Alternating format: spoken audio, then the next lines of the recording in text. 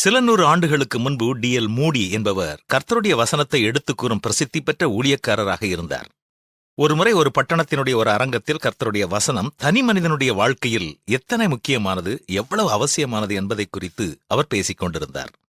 அப்பொழுது திடீரென்று கூட்டத்தில் ஒரு மனிதன் எழுந்து நின்று, நீங்கள் வேதம் என்று கூறும் இந்த புத்தகத்தில் எல்லாமே பாட்டி கதை, இதில் ஒரு வார்த்தையை கூட நான் நம்ப மாட்டேன் என்று உரத்த குரலில் சொன்னான். மேடையில் பேசிக் கொண்டிருந்த டி.எல். மூடி அவர்கள் தன்னுடைய பேச்சை நிறுத்திவிட்டு அந்த மனிதனை பார்த்து, ஐயா, நான் சொல்லும் ஒரு வசனத்தை நீங்கள் கட்டாயம் ஒத்துக்கொள்வீர்கள் என்று சொல்லிவிட்டு, தேவன் தன்னை பரிகாசம் பண்ண ஒட்டார், மனிதன் எதை விதைக்கிறானோ அதையே அறுப்பான். ஒரு தனி மனிதன் கோதுமையை விதைப்பான் என்றால் அவன் உருளைக்கிழங்கையும் வேர்க்கடலையும் அறுக்க மாட்டான், கோதுமையைத்தான் அறுப்பான். மதுபானம் விற்கும் ஒரு மனிதன் எடுத்துக்கொள்ளுங்கள், அவனுடைய வியாபாரத்தால் அவன் குடிகாரர்களையே அறுப்பான் என்றார். கூட்டத்தில் இருந்தவர்கள் உடனே இந்த வார்த்தைகளுக்கு தங்களுடைய கரங்களை தட்டினார்கள். செய்தியின் மத்தியில் பேசிய அந்த மனிதனை குறித்து டி.எல். மூடி அவர்களுக்கு எதுவுமே தெரியாது. ஆனால் அந்த ஊரில் இருந்த அனைவருக்கும் அந்த குறிப்பிட்ட மனிதனை தெரியும். உண்மையாகவே அந்த மனிதன் ஒரு மதுபான கடை நடத்தி கொண்டிருந்தான். இதன் விளைவாக அவனுடைய மகன்களும் மகள்களும் வெளிவர முடியாத குடிப்பழக்கத்திற்கு சென்று விட்டார்கள்.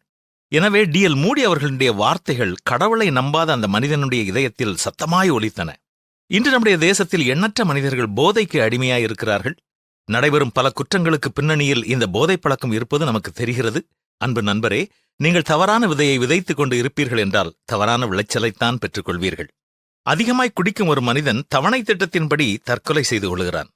நீங்கள் செய்து கொண்டிருப்பதை சற்றே எண்ணிப் பாருங்கள், மனம் திரும்புங்கள். ஐயோ, யாருக்கு வேதனை, யாருக்கு துக்கம், யாருக்கு சண்டைகள், யாருக்கு புலம்பல், யாருக்கு காரணமில்லாத காயங்கள், யாருக்கு இரத்தங் கலங்கின கண்கள். மதுபானம் இருக்கும் இடத்திலே தங்கி தரிப்பவர்களுக்கும் கலப்புள்ள சாராயத்தை நாடுகிறவர்களுக்கும் தானே என்பதைத்தான் வேதமும் நமக்கு சுட்டிக் காட்டுகிறது இல்லையா? மனம் திரும்புவோமா?